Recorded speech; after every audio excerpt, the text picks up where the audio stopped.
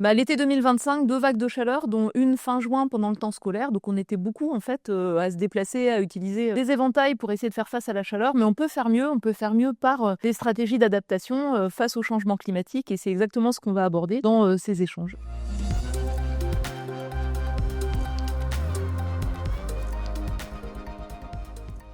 Bonjour à toutes et à tous et bienvenue dans cette nouvelle vidéo. Alors aujourd'hui, nous allons nous intéresser à un enjeu majeur, le lien entre changement climatique et santé humaine. Vagues de chaleur, pollution, maladies, derrière les courbes de température, ce sont des humains et des systèmes de santé qui doivent s'adapter. Et donc pour en discuter, j'ai le plaisir d'accueillir aujourd'hui deux invités. Nous avons d'un côté Valérie Masson-Delmotte, tu es climatologue au CEA, coprésidente du groupe de travail 1 du GIEC de 2015 à 2023. Tu es une voix majeure de la recherche sur les bases physiques du changement climatique. Bonjour et merci d'être avec nous. Merci d'invitation. Roger Legrand, tu es spécialiste des maladies infectieuses humaines au CEA, membre du COVARS, donc c'est le comité de veille et d'anticipation des risques sanitaires pour conseiller les ministères de la Santé et de la Recherche. Merci d'être avec nous. Merci beaucoup, très heureux d'être avec vous. Alors pour commencer, on voit depuis plusieurs décennies, les observations sont assez claires. La planète se réchauffe et chaque dixième de degré supplémentaire a des conséquences. Les rapports du GIEC montrent que les vagues de chaleur deviennent de plus en plus fréquentes, plus intenses, plus longues, avec une mortalité accrue, notamment chez les plus fragiles, personnes âgées, nourrissons, personnes malades, travailleurs exposés, etc. Valérie, pour commencer, est-ce que tu peux peut-être nous rappeler les grandes lignes du diagnostic scientifique et à quel point le réchauffement est aujourd'hui sans équivoque? Oui, bien sûr. Et donc depuis les années 60, on a commencé à comprendre à quel point les activités humaines, en brûlant des énergies fossiles, mais aussi par la déforestation, ajoutent des gaz à effet de serre dans l'atmosphère, notamment du CO2, qui piègent de la chaleur. Et entre les années, je dirais, 60 et 80,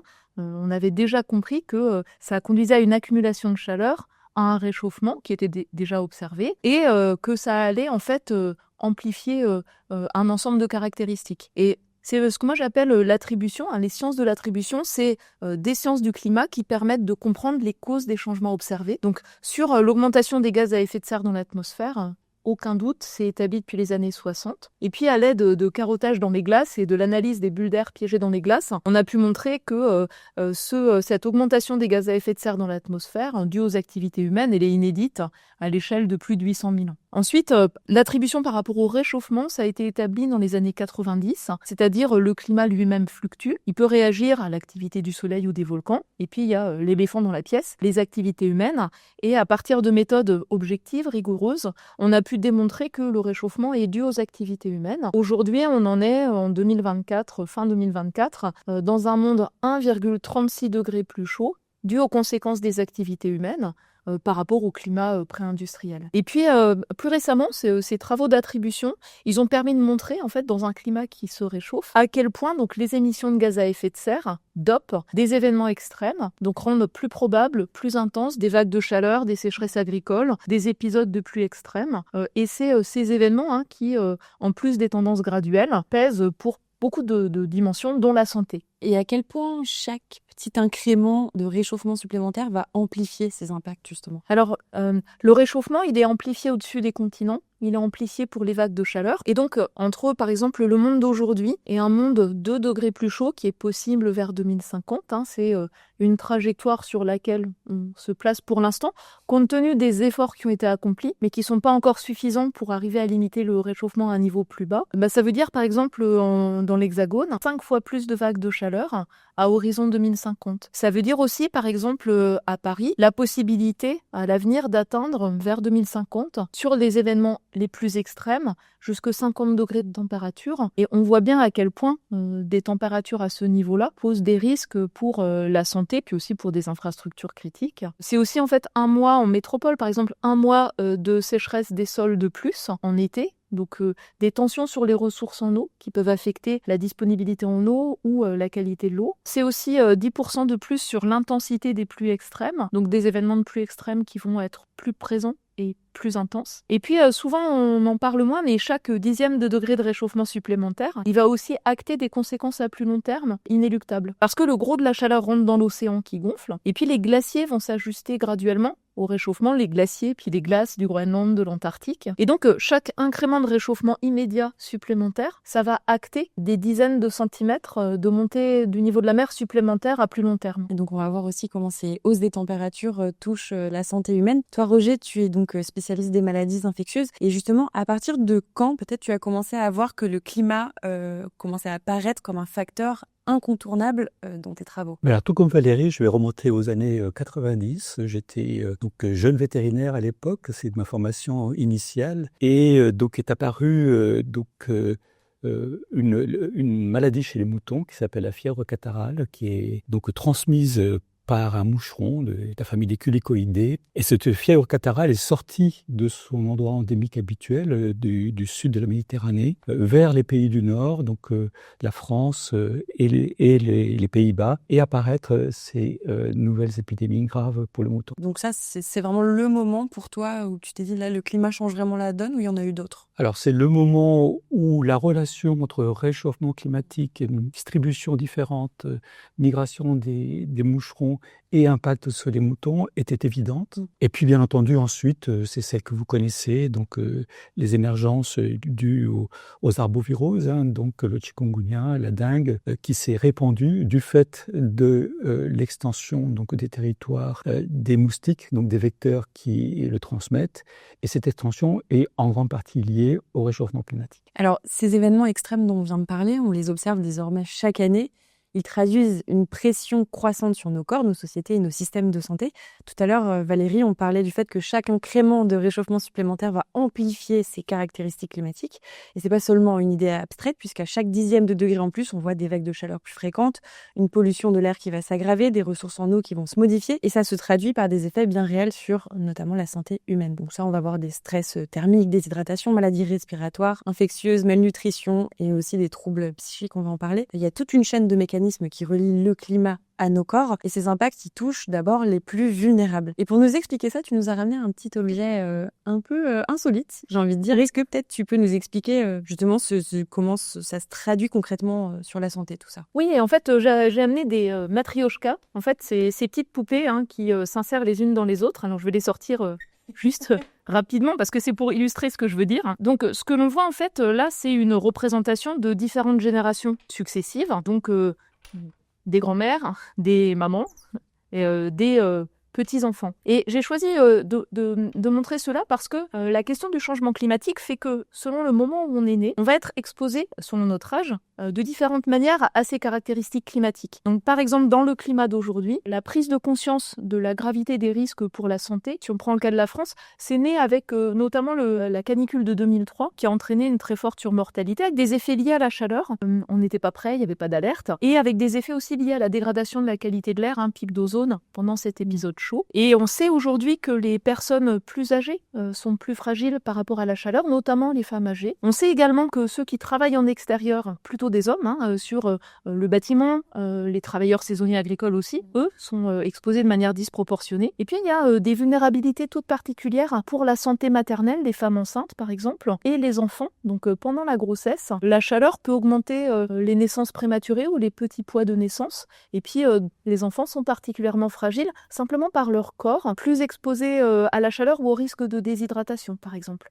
Quand je parle des enfants, je pense aussi à une des caractéristiques du climat qui change, qui fait que la saison de croissance des plantes augmente. Et du coup, on peut avoir davantage d'allergènes, de pollen, sources d'allergies, qui sont pour lesquelles les enfants peuvent être particulièrement exposés. Donc on voit qu'il y a des effets multiples, directs, indirects. Et les enfants qui naissent aujourd'hui, tout au long de leur vie, tout au long de ce siècle, ils vont être exposés d'une manière disproportionnée et cumulative par rapport aux générations, ma génération ou celle d'avant, à des extrêmes chauds, à des périodes en fait de difficultés d'approvisionnement en eau ou à des événements de pluie extrême. Alors il n'y a pas qu'en France, c'est partout dans le monde. Et ces épisodes de manque d'eau ou de pluie extrême, ça peut dégrader la qualité de l'eau. Ça peut introduire en fait des pathogènes dans l'eau. Ça peut aussi jouer par le fait que le changement climatique, il va affecter la production agricole. Les agriculteurs, ils sont en première ligne. Et par les chocs de production, ça peut augmenter les prix. Par exemple, le prix de l'huile d'olive, le prix du café, le prix du cacao, pour donner quelques exemples. Et ça peut saper la capacité des familles à acheter une alimentation saine et diversifiée. Et du coup, c'est aussi un facteur qui peut peser sur la santé par rapport à cette insécurité alimentaire, par rapport à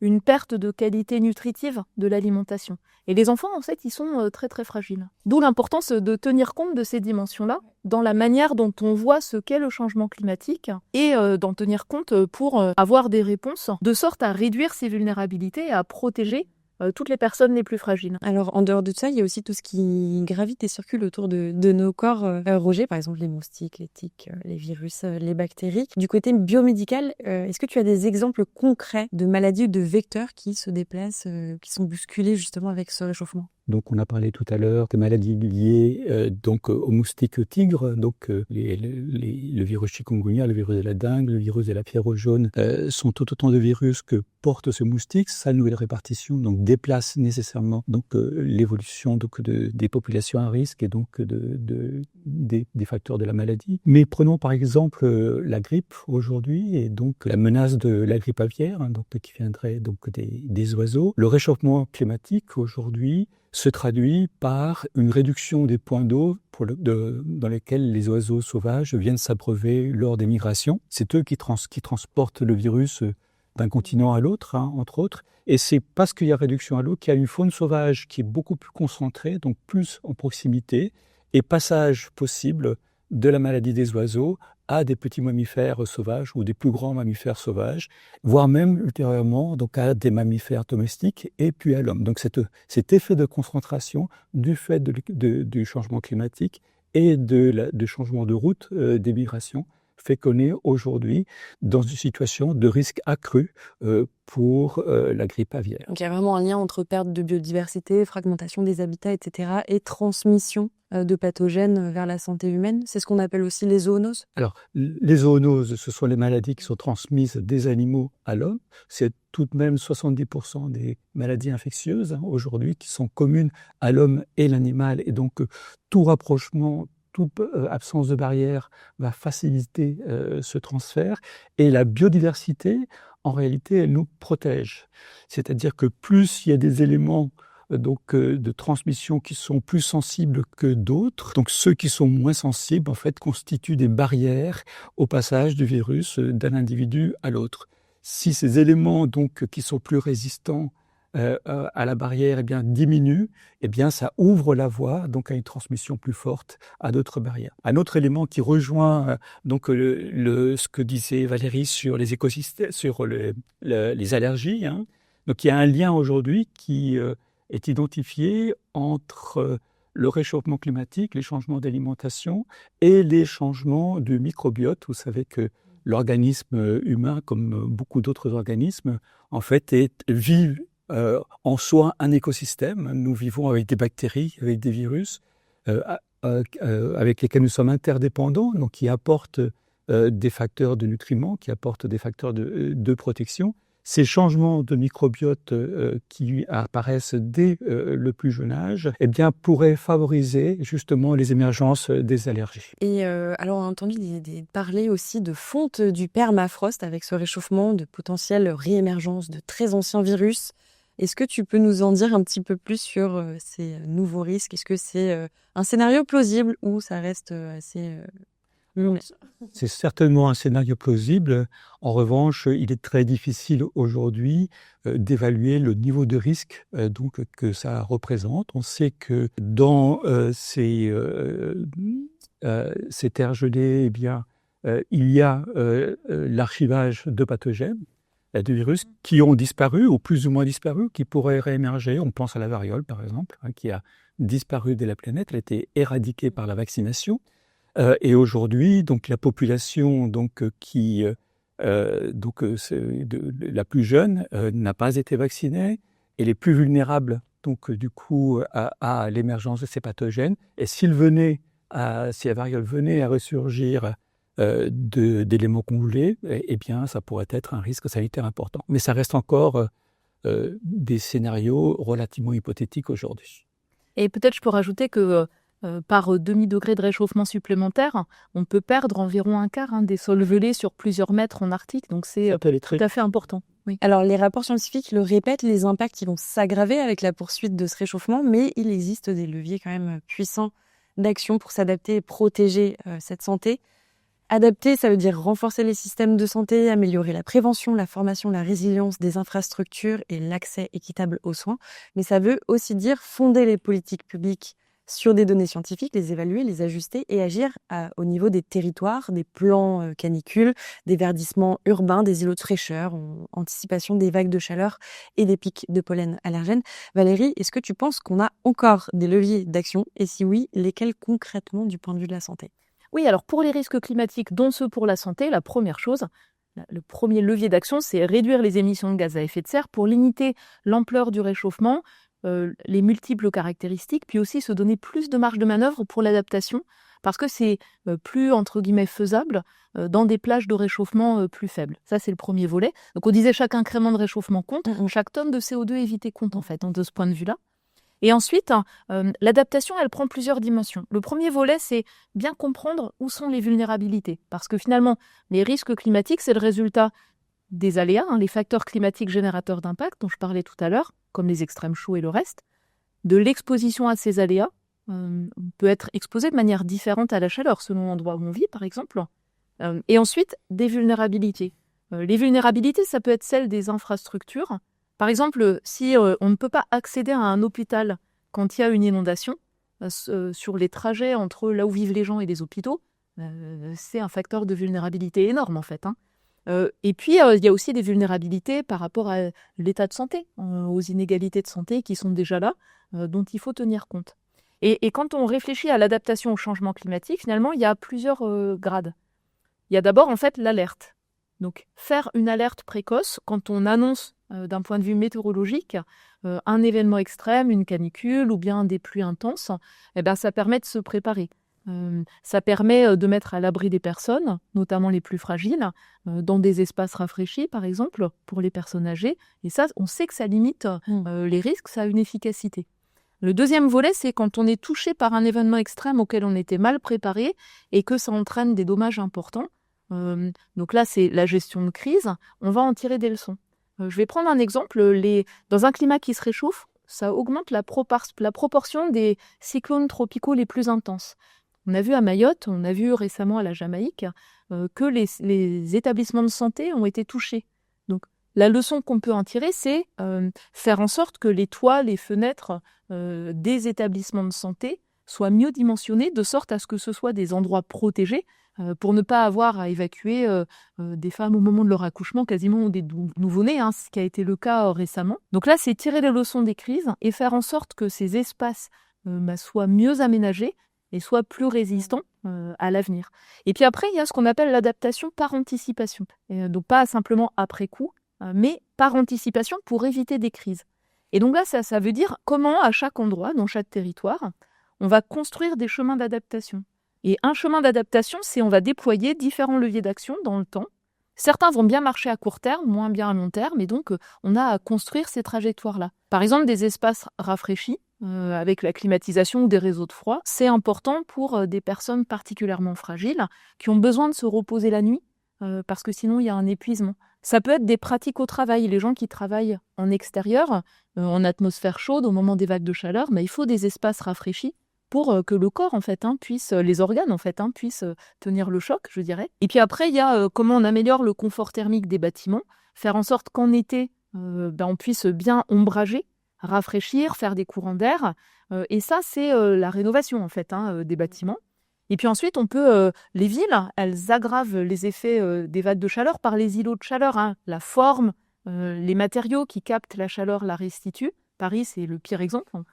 Et donc du coup, pour arriver à rafraîchir les villes, on peut mettre des ombrages. Ce qui marche bien, c'est mettre en fait de la végétation ou des espaces d'eau qui vont, par l'évaporation et la transpiration, rafraîchir en surface. On peut travailler sur la ventilation, les courants d'air, par exemple, pour les cheminements piétons ou à vélo dans les villes. Et donc ça, c'est vraiment une planification à faire dans la durée, entre ce qu'on peut déployer à court terme et puis à plus long terme. Et il y a des volets d'adaptation qui ont plein d'effets indésirables, qui vont émettre plus de gaz à effet de serre, qui peuvent être injustes, coûteux. Et puis, il y a des volets d'adaptation, en fait, qui ont plein de bénéfices. Par exemple, pour la biodiversité, pour la qualité de vie, quand on verdit les villes, la santé, le bien-être, ou bien qui permettent d'ajouter du stockage de carbone. Et donc là, en fait, c'est ces options-là qui sont à privilégier parce que elles ont plus de bénéfices que d'autres. Et alors, pour anticiper ces risques avant qu'ils ne deviennent des crises, toi, Roger, au CEA, comment tu travailles sur cette compréhension justement des maladies infectieuses? Concrètement, comment tu fais le climat, comment tu fais le lien avec le climat et tes travaux? Alors, c'est un parallèle très fort avec ce qu'a dit Valérie sur l'ensemble des moyens à mettre en place pour se préparer aux impacts du changement climatique. Il y a différents niveaux. Le premier niveau est une compréhension de l'évolution des écosystèmes, de l'évolution de l'écologie des maladies infectieuses, et c'est de se projeter pour voir sur quelle cible faut-il s'acharner pour essayer de prévenir, et par la vaccination, par des traitements, par des mesures sanitaires diverses. Et typiquement aujourd'hui, l'OMS a mis en place une feuille de route qui s'appelle la préparation en moins de 100 jours aux émergences, avec l'identification du pathogène X, c'est-à-dire qu'on ne connaît pas ce pathogène, mais qu'on essaye d'imaginer, pour lequel on a plusieurs scénarios possibles, X1, X2, X3, X4, auxquels on développe des mesures, des contre-mesures adaptées à ce nouveau pathogène, de manière à les préparer en amont et pouvoir les déployer très rapidement, en quelques mois ou quelques semaines, si c'est possible. Et au CEA, dans nos laboratoires, on travaille sur ces stratégies d'immunisation, de vaccination, par exemple, en essayant effectivement de développer celles qui ont ces facteurs d'adaptation possibles. C'est aussi, de notre point de vue, mieux comprendre les maladies. Et mieux comprendre les maladies, en fait, c'est aller plus loin, c'est mieux comprendre les facteurs de susceptibilité à la maladie. On est inégaux tous face aux pathogènes. Quand on s'infecte, on ne développe pas nécessairement une maladie sévère, mais d'autres développent une maladie très sévère. L'exemple de la Covid-19 a été très marquant là-dessus. Et comprendre les facteurs physiologiques qui fait que, on est plus sensible parce qu'on a un diabète, parce qu'on vieillit, parce que certains facteurs chez les jeunes rendent cette susceptibilité, et essayer de les comprendre par des approches moléculaires, par des approches génétiques, par des approches de compréhension des mécanismes d'interaction du système immunitaire. Et tout ça, ça fait un ensemble de données qu'il faut traiter, pour lequel on a besoin de nouveaux outils d'IA, par exemple, à intégrer de manière à pouvoir les ordonnancer, les classifier, les identifier, et puis développer des modèles qui nous permettent de se dire, tel type d'individu va être plus susceptible ou moins susceptible de ce point de vue-là. Donc on va même vers une médecine dite aujourd'hui ou une prévention personnalisée, c'est-à-dire pour chaque individu, on devrait pouvoir identifier avec ces méthodes-là assez rapidement s'ils sont plus sensibles à un pathogène ou à un autre, et là pour le coup développer les mesures de prévention et de protection, en sachant que le climat va nécessairement aggraver tous ces phénomènes-là. Donc il y a une interdépendance de tous ces éléments-là avec le climat qui va être interdépendant des facteurs d'âge, qui va être interdépendant des facteurs liés à la pollution, qui va être interdépendant des facteurs liés à l'isolement, aux problèmes de santé mentale. Oui, et puis moi je peux ajouter qu'en fait on a vraiment un développement de recherche vraiment interdisciplinaire ou transdisciplinaire, d'ailleurs avec différentes formes de participation, parce que du côté des sciences du climat, finalement la question qui est posée, c'est qu'est-ce qu'on peut aller mobiliser dans nos domaines à nous, qui sont les projections climatiques futures, globales, régionales, tous ces facteurs climatiques dont on sait qu'ils peuvent être générateurs d'impact, quelle peut être l'information utile pour les spécialistes de la santé. On parlait tout à l'heure du déplacement des aires climatiques, je parlais plutôt de la chaleur, mais il y a les combinaisons chaleur-humidité qui jouent beaucoup, et souvent le besoin de connaissances fines à l'échelle plus locale. Et donc c'est aussi quelque chose qui fait avancer les sciences du climat, de répondre aux demandes de spécialistes de la santé et d'aller chercher en fait des connaissances qu'aujourd'hui on n'a pas complètement sur les évolutions à venir notamment. Je pense un exemple qui me frappe, moi aussi on a parlé plutôt du côté atmosphère continentale, mais les vagues de chaleur marine, elles augmentent fortement pour chaque incrément de réchauffement supplémentaire, notamment en Méditerranée, où on pourrait aller vers 2050 à 100 nuits chaudes en fait, par an, c'est-à-dire vraiment des enjeux de repos nocturne pour les organismes. Et récemment, en Australie, il y a eu des vagues de chaleur marine associées à des blooms d'algues toxiques, donc qui émettent, alors que je crois que c'est des neurotoxines particulières. Donc c'est exactement ce que tu décrivais, c'est-à-dire une émergence d'un pathogène auquel une partie de la population a été exposée. Et ça montre qu'il y a aussi l'effet de ce qui se passe dans l'océan, donc les écosystèmes marins, dans un climat qui se réchauffe, qu'on a besoin de mieux comprendre pour apporter des réponses et être mieux préparé. Je peux peut-être compléter le propos de Valérie sur le fait que de plus en plus et de manière quasi obligatoire maintenant, nous intégrons les sciences sociales et humaines dans nos propres recherches de biologie moléculaire sur le climat ou voire donc d'autres éléments. Pourquoi ? Parce que non seulement il faut comprendre donc les facteurs d'émergence et autre chose, mais surtout c'est que lorsqu'on va appliquer des contre-mesures, proposer de nouvelles technologies pour que la population se protège, il faut que ces technologies, ces mesures soient acceptées, soient comprises, soient mises en œuvre par les populations. Et là, il y a souvent un obstacle important, donc par manque d'accès à la connaissance, par manque de confiance dans ce qu'on peut leur proposer. Et donc, il est très, très important, en amont de nos travaux de recherche, de pouvoir anticiper le produit final qui va être le mieux accepté pour être le plus efficace dans les mesures de prévention. Les actions pour limiter le réchauffement, elles ne sont pas seulement bonnes pour le climat. On l'a vu, les actions, elles sont aussi là pour atténuer le changement climatique et qui ont des co-bénéfices majeurs pour la santé. Mais ces transformations, elles peuvent réussir que si elles sont aussi justes. Donc, on va parler de justice sociale et d'équité qui sont au cœur de cette transition. Les plus vulnérables, comme tu le disais, sont les plus touchés et donc ils doivent être aussi les premiers protégés. Il ne faut pas oublier les aspects de santé mentale, donc il y a de l'anxiété, perte de repères, sentiment d'impuissance face aux catastrophes, besoin de soutien psychologique aussi. Valérie, selon toi, les actions pour le climat, ce sont aussi des actions pour la santé. Est-ce que tu peux nous donner quelques exemples très concrets ? Oui, tout à fait. Donc, quand on regarde les actions qui permettent de protéger le système climatique en réduisant les émissions de gaz à effet de serre, donc sur la réduction des émissions de gaz à effet de serre, on peut regarder ce qui pèse le plus. Ce qui pèse le plus, c'est le fait de brûler des énergies fossiles, charbon, pétrole et gaz. Et que ce soit dans des centrales thermiques ou que ce soit par le chauffage ou le transport, cette combustion d'énergie fossile, à la fois elle réchauffe le climat, puis elle émet un ensemble de polluants dans l'atmosphère.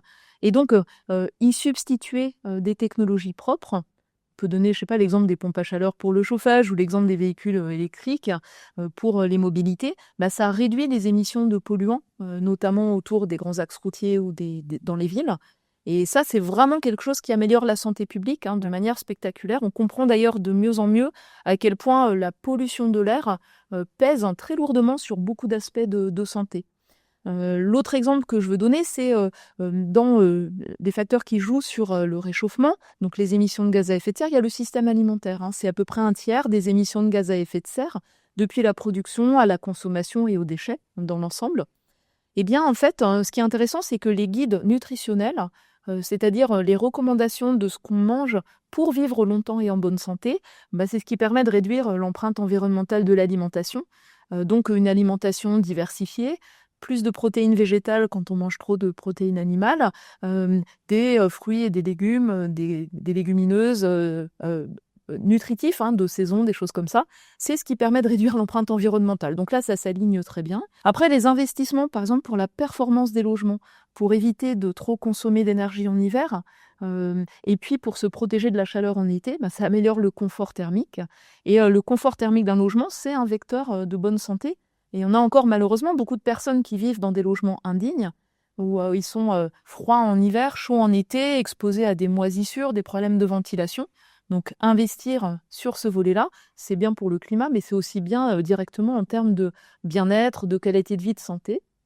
On parlait aussi de végétaliser les villes. Ça a été démontré que la proximité avec des espaces verts, c'est important pour la santé. Ça favorise des activités physiques en extérieur, santé physique, santé mentale. Et tout ce qui est mobilité active, marche à pied, vélo et tout le reste, c'est aussi en fait très positif pour la santé physique et mentale et ça peut se substituer à une partie de déplacement, par exemple en voiture, où on a trop de sédentarité. Donc ce sont quelques exemples, Ouais. mais qui illustrent en fait qu'une politique bien pensée de réduction d'émissions de gaz à effet de serre, ça peut être une politique de santé publique avec des bénéfices en fait assez immédiats. Et souvent on ne le regarde pas de cette manière-là, c'est-à-dire on a l'impression que c'est coûteux d'investir pour décarboner, alors qu'en fait, ne serait-ce qu'au niveau mondial, pour les bénéfices en termes d'amélioration de la qualité de l'air, c'est tout à fait viable économiquement, positif économiquement. Et quand on parle de santé humaine, justement, on parlait aussi de santé mentale. Qu'est-ce que tu peux nous dire un peu sur ce lien entre santé mentale et changement climatique? En fait, il y a plusieurs dimensions liées à la santé mentale. Il y a une dimension des personnes qui sont touchées directement par des événements extrêmes, qui doivent en fait se déplacer de manière contrainte. Je pense aux personnes touchées par des inondations ou des submersions sur le littoral. Je pense également aux personnes touchées par des incendies de forêt ou la pollution atmosphérique liée aux incendies de forêt. Là, il y a un stress post-traumatique lié à l'événement, en fait, où les personnes exposées à des inondations de forte amplitude, ou l'inquiétude sur l'approvisionnement en eau, par exemple pour des activités industrielles ou agricoles, c'est une source parfois de stress. Ça, c'est le gros morceau, en fait. Après, on a également une forme d'effet sur la santé mentale pour des personnes très attachées à des écosystèmes, des paysages, et qui souffrent de voir disparaître des glaciers ou des plages, des forêts ou des zones humides, ce qu'on appelle la solastalgie. C'est une forme de deuil qu'il faut arriver à accueillir, c'est-à-dire qu'il faut faire le deuil d'un climat qui change et donc de choses qui vont devoir être perdues. Et puis après, il y a une autre forme qui est peut-être davantage liée à de l'empathie, qui est en fait ce qu'on appelle parfois l'éco-anxiété, c'est-à-dire sans être soi-même directement touché, être très sensible aux conséquences du changement climatique partout. Parfois, en fait, ça peut conduire à une forme d'angoisse très difficile à vivre. Et ce que disent en fait les travaux des psychologues que je lis, moi je n'en suis pas spécialiste, c'est que la meilleure manière de répondre à cela, donc, c'est de se faire accompagner quand ça paralyse, quand ça submerge. Et puis, c'est aussi de trouver un levier d'action collectif avec d'autres personnes pour ne pas être dans la sidération quelque part, mais être dans soi-même la capacité à porter, accompagner des transformations. Et ça a été démontré notamment pour les enfants que c'est ce qui permet le mieux de répondre à cette inquiétude-là. Moi, je dis toujours que le mieux, en fait, c'est que les adultes et nous tous, en fait, on se relève les manches, qu'on montre qu'on est capable de porter des actions efficaces. C'est la meilleure réponse, en fait. Et du côté de la recherche médicale, Roger, comment on documente justement ces inégalités d'exposition et ces vulnérabilités psychologiques? Alors, on les documente par différentes approches, par des approches de sciences humaines et sociales, par des approches par les psychothérapeutes, par tous ces individus-là. Et je pense qu'on les approche également par des facteurs révélateurs épidémiologiques ou de situations de crise. Et je crois que la Covid-19 a été un véritable révélateur de ce que pouvaient être les impacts sur la santé mentale d'une situation de crise comme celle-là, qui implique à la fois les problèmes d'éco-anxiété et de solastalgie, mais pas seulement. Je pense qu'il y a l'isolement en soi, l'isolement face à la maladie qui impacte, et puis le manque de lien social qui fait que finalement on est capable de réagir collectivement à une situation. Et ça, c'est une discipline que je ne dirais pas émergente, mais qui était véritablement révélée et qui était jusqu'à présent peu abordée par les scientifiques et peu intégrée de manière stratégique dans la prévention d'une crise. Et je pense que là, véritablement, il y a un effort important de recherche à poursuivre. Et au sein de ces changements, on l'a vu, il y a plein d'humains qui doivent s'adapter. Il y a des soignants qui voient déjà les effets du climat sur leurs patients, des chercheurs qui doivent s'adapter et adapter leurs travaux pour que les décideurs qui doivent agir vite et pour que les citoyens qui les vivent au quotidien essayent de réagir. Alors comment on redonne toute sa place à l'humain derrière la science en quelque sorte? Alors, au risque de me répéter, je pense que il faut d'abord avoir une approche qui intègre plusieurs disciplines. Et puis, travailler une vision globale des mesures à mettre en place pour se protéger, pour aborder ces approches de climat. Je crois que, et jusqu'à présent, nos différents domaines ont travaillé relativement en silo, pour des raisons évidentes de moyens, souvent. Il y a véritablement un travail à faire pour que dès la formation des médecins, dès la formation des personnels soignants, on intègre ces facteurs d'écologie, ces facteurs de One Health dont on parlera peut-être, les facteurs donc de sciences sociales dont on parlait, des facteurs donc qui englobent tous ces éléments-là et qui permettent ensuite d'anticiper et d'avoir une vision collective de ce qu'il faut faire. Tu peux peut-être justement nous parler de cette approche One Health? Alors, je peux parler de l'approche One Health, effectivement, qui consiste à considérer la santé du point de vue de l'ensemble des éléments qui la garantissent ou qui peuvent l'impacter. Et en sachant que la santé humaine, eh bien, elle est fortement liée à la santé animale, on en a eu quelques exemples, elle est fortement liée à l'environnement, c'est ce dont on parle aujourd'hui, et qu'il y a une interdépendance de ces éléments-là, parce que la pollution de l'environnement va donc générer de la pollution pour l'homme, va impacter donc les animaux, va impacter la biodiversité, va impacter la transmission des pathogènes. Et donc c'est cette vision-là qu'il faut développer, pour lequel, du coup, très pratiquement, ça impose d'appliquer des mesures globales. Et donc si dans mon domaine, on travaille sur un vaccin contre le virus de la grippe, par exemple, eh bien, il faut aujourd'hui certainement envisager un vaccin ou des vaccins qui vont agir à la fois sur la pathologie de l'animal et à la fois sur la pathologie humaine pour interrompre les chaînes de transmission, pour interrompre ou pour atténuer les réservoirs viraux chez les animaux, et donc avoir toute cette vision-là, et en ayant également, en prenant en compte les points d'eau dont on a parlé tout à l'heure, donc qui sont raréfiés, comment les recréer, comment les retravailler. Et si on n'a pas cette vision globale, eh bien on va avoir tout le temps des éléments qui vont se déséquilibrer les uns par rapport aux autres et qui vont avoir donc des impacts importants. Je peux peut-être donner un exemple très, très d'actualité. Vous avez peut-être entendu parler de la fièvre de la vallée du Rift aujourd'hui, qui affecte des pays d'Afrique de l'Ouest, le Sénégal, la Mauritanie. Eh bien, il y a des déplacements de migration, de transhumance, de bovins, donc, qui ont lieu habituellement, eh bien, qui se concentrent aujourd'hui vers des points d'eau qui se raréfient. Et donc, ça a augmenté la transmission de ce pathogène, donc lié à un insecte, donc, qui va affecter les moutons et les bovins. Et donc, cette transmission, donc les animaux revenant infectés ont augmenté la transmission chez l'homme, qui sont en contact direct avec les individus. Et donc aujourd'hui, si on ne pense pas donc la prévention contre cette maladie-là chez l'homme, en pensant la transhumance des animaux, en pensant comment recréer des points d'eau, en pensant comment limiter donc ces effets de concentration, et simplement donc un vaccin ne suffira pas pour pouvoir donc interrompre ces phénomènes. Oui, mais je peux rebondir sur ce point-là parce que finalement vous parliez de l'humain. Enfin, tu parlais de l'humain. Et pour moi, il y a le côté mettre en premier la dignité humaine. Ça fait partie de nos principes à tous, des enfants, des adultes. Mais aussi, en fait, l'habitabilité. Dans certains contextes, ça devient difficile, dans un climat qui se réchauffe. Et les interdépendances. Et du coup, finalement, c'est un peu l'image des poupées, des matrioshkas qu'on peut reprendre.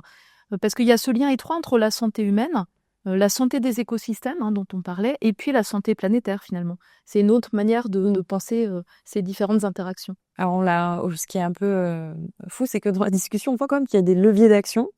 Les experts nous disent qu'on a une petite fenêtre peut-être pour agir. On en est où de ça? Si on prend le réchauffement, avant l'accord de Paris, on avait des émissions de gaz à effet de serre qui augmentaient fortement.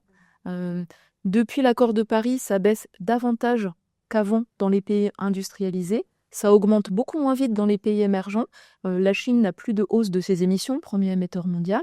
Donc on voit les choses qui ont fonctionné, des politiques publiques, de technologies propres, d'efficacité, de lutte contre la déforestation. On voit les choses qui ont fonctionné. On sait qu'on a des leviers d'action qu'on peut déployer rapidement. Là, en fait, sur la base des politiques actuelles, on irait vers un réchauffement de 2,8 degrés en fin de siècle. Mais les promesses qui ont été faites à horizon 2030-2035, si elles sont tenues, on irait vers 2,3-2,5 degrés en fin de siècle. Si on arrive à tenir les objectifs de neutralité carbone, on peut aller sous 2 degrés en fin de siècle.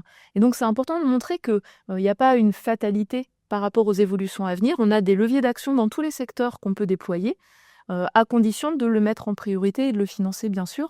Et puis à condition aussi que les connaissances que l'on a, elles soient bien comprises, parce que c'est aussi des sujets, climat, santé, qui font l'objet parfois d'idées reçues ou de désinformation.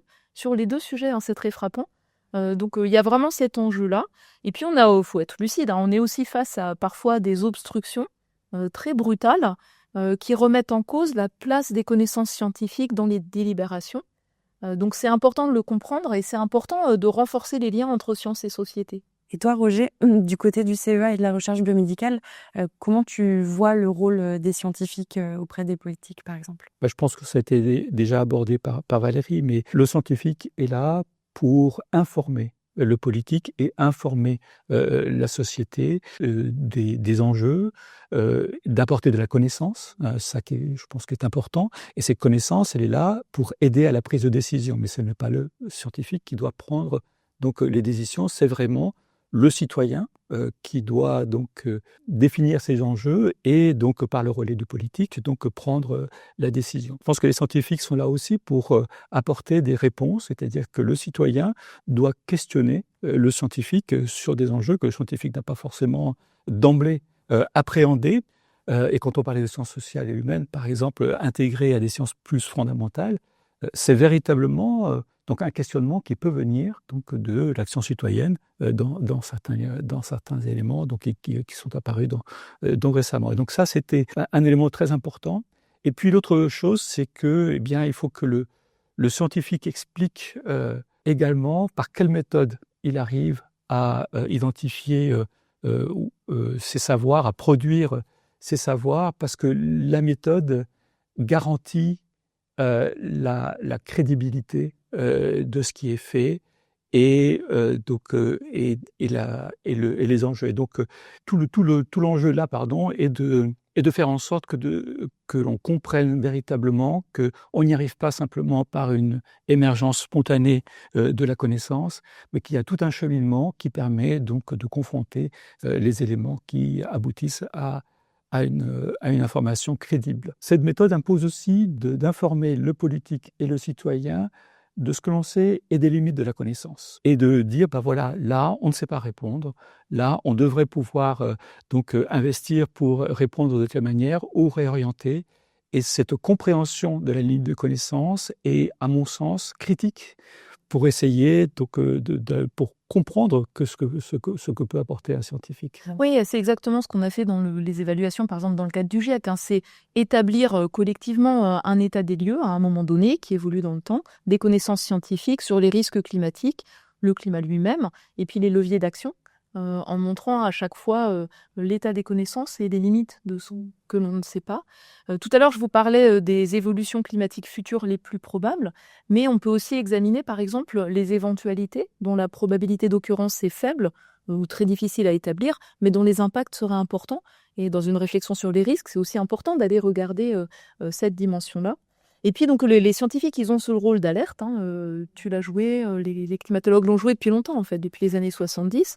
Un rôle de co-construction de connaissances qu'on décrivait tout à l'heure, c'est-à-dire répondre aux besoins de la société en allant interroger, en faisant avancer les connaissances, sciences de la santé, sciences du climat. Mais aussi, on a parfois un rôle aussi que moi j'appelle de chien de garde, c'est-à-dire quand on voit aussi des politiques publiques qui finalement ne s'appuient pas sur l'état des connaissances scientifiques, c'est important de le dire. Et je le dis parce que, notamment dans mon domaine des sciences du climat, elles font l'objet aux États-Unis d'attaques brutales, censure par mots-clés. Donc ce que j'exprimais tout à l'heure, je ne pourrais pas le dire en fait. Coupes budgétaires, licenciements brutaux. Et en fait, ce qui est important, c'est de comprendre que si on les ignore, en fait, la réalité du changement climatique, elle va se poursuivre. Si on ne s'appuie pas sur l'état des connaissances scientifiques, on sera touché de plein fouet sans pouvoir se préparer, avec des risques d'augmenter de manière très claire un ensemble d'inégalités, notamment les inégalités sociales de santé.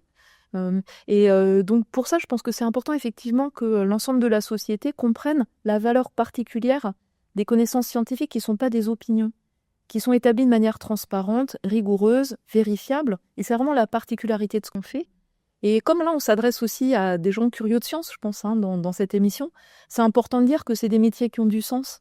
C'est des métiers, en fait, qui ont une responsabilité particulière par rapport aux implications pour la société et du coup qui leur donnent de la profondeur et du sens. Et pour le cas du GIEC, par exemple, j'ai eu l'impression que c'était un des premiers rapports qui a eu qui a permis de populariser aussi beaucoup les sciences du climat, etc. Comment tu l'as ressenti, toi, cet impact-là? Moi, ce que je perçois, c'est qu'il y a une appropriation de plus en plus large des enjeux liés au changement climatique par de nombreuses personnes, soit parce qu'elles en font l'expérience, soit parce qu'elles portent des actions dans leur vie publique, dans leur vie professionnelle, dans leur vie privée. Donc je pense qu'il y a beaucoup de personnes pour qui c'est important de s'informer avec le meilleur état des connaissances. Et c'est souvent pas visible, cette espèce de mouvement de fond, mais il est présent. Et puis par ailleurs, on a fait aussi des efforts effectivement de rendre plus accessible possible ce constat scientifique avec un travail pédagogique en fait. Hein. Des fiches par région, des fiches par secteur, un atlas interactif. Enfin, tout ce qu'on peut faire comme scientifique pour mettre à disposition une information factuelle. Et moi, je fais aussi partie du Haut Conseil pour le climat, où on regarde plus spécifiquement les risques en France et les réponses en France. Et on a publié en octobre 2025 une version grand public de notre rapport annuel. C'est le même effort, en fait, hein, c'est rendre les choses accessibles dans un style infographie accessible pour tout public curieux. Valérie, en plus de nous avoir ramené des petites poupées, en début d'émission, on avait posé ce verre avec des glaçons. À la fin de l'émission, on a vu que ça a fondu. Est-ce que tu peux nous en parler un petit peu? Oui, alors c'est pour illustrer aussi une des conséquences du changement climatique qui fait fondre les glaciers, par exemple. Ça efface une archive du climat. Et puis la fonte des glaces continentales, c'est un volume d'eau qui va rejoindre l'océan, pas comme là dans le verre, et qui va contribuer à la montée du niveau de la mer, qui est une des conséquences à long terme, inéluctables de chaque incrément de réchauffement supplémentaire. Et donc c'était aussi une façon de montrer le temps qui passe et qui agit sur les glaciers. On peut dire en fait 1 kg de CO2 qu'on met dans l'atmosphère fait fondre à peu près 15 kg de glace de glacier. C'est un ordre de grandeur assez direct.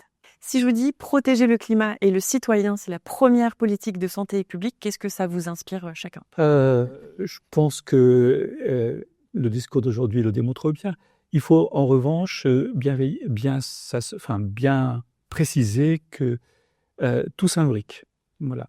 Et que l'enjeu en santé publique n'est pas que le climat. Il y a l'enjeu du vieillissement, il y a l'enjeu donc de la pauvreté, il y a des enjeux donc de différents facteurs de pollution qui viennent des activités économiques et qui ne sont pas nécessairement liés au climat.